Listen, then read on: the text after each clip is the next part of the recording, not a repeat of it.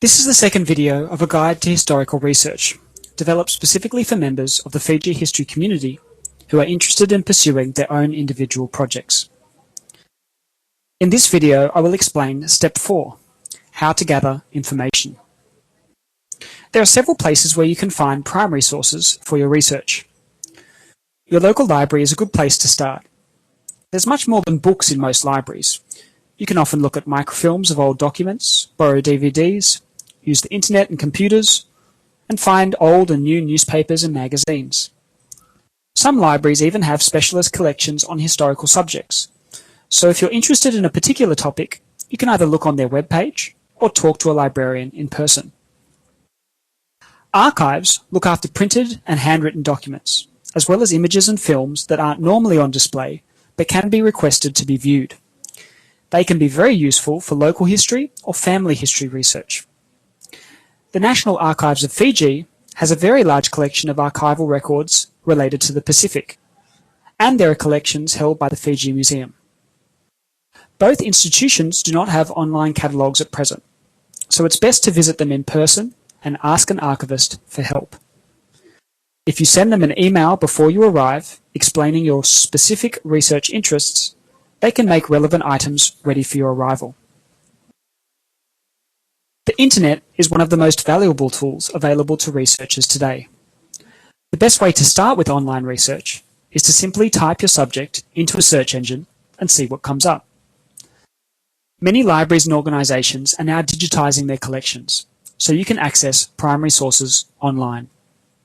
At the end of this video, there will be a list of online repositories that have Pacific collections. Sometimes finding specific sources is tricky, and it requires you to be a little creative in trying different keywords and subject headings in your searches. Every catalogue lists their records under different subject headings, and particular names and terms may have actually changed over time. For example, say you're interested in the history of Fijians of Indian descent. You need to think of other keywords that might help you find sources. In the past, Fijians of Indian descent have been referred to as Indo-Fijians, Indians, and Coolies, as well as Gurmurchas. Likewise, European accounts have sometimes misspelt village or island names, or names have changed over time. Fiji has sometimes been spelt with E's instead of an I, or pronounced Viti. Vanuatu was once called the New Hebrides, and Tonga was once called the Friendly Islands by early explorers.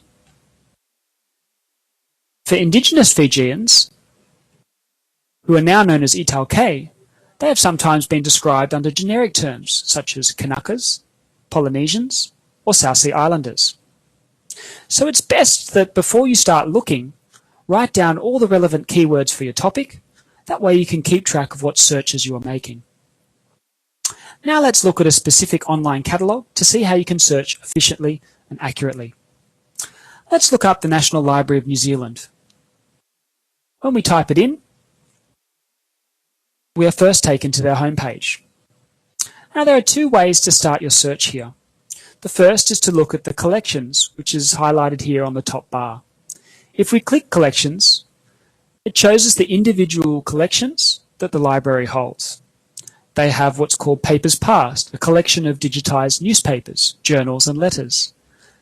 They also have high-resolution images available to download for free, as well as audio recordings, pictures and manuscripts. Sometimes libraries have specific finding aids or subject guides specifically related to the Pacific Islands, so it's handy to look at the collections. The other way is to type into the main search bar. As we can see here at this white search bar, we can type in a general term like Fiji, and we'll get quite a large number of results. 282,191 to be exact. As you can see, they're divided into several categories, including newspapers, books, journals, images, manuscripts, audio, videos, and websites. Now, 282,000 results is quite a lot. So what many search buttons have is a button called Advanced Search. If we click Advanced Search, we see that we can be more specific in the subjects, dates, online availability, so that we can get less results. So for example, in the search bar, you can use a combination of keywords.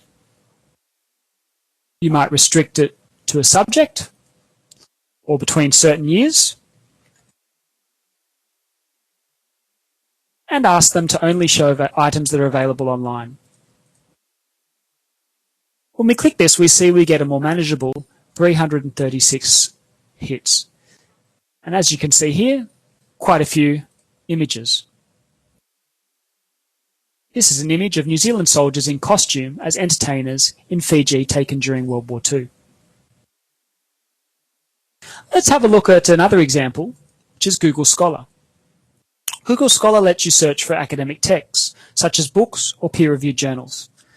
It also has an advanced search under this button here. So you can specify what words or phrases you'd like to include. Let's say we want to look at Fiji tourism and specifically at how Indians are represented. We might specify articles for a date between, say, 1990 and 2016. Now we see a list of articles.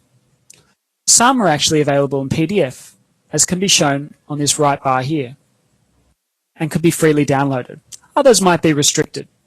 If you want to find a restricted item, you could always request one through an institution like the USP Library. For more assistance on how to search efficiently and effectively, type "how to use search engines" in Google and you'll find instructional guides to assist you.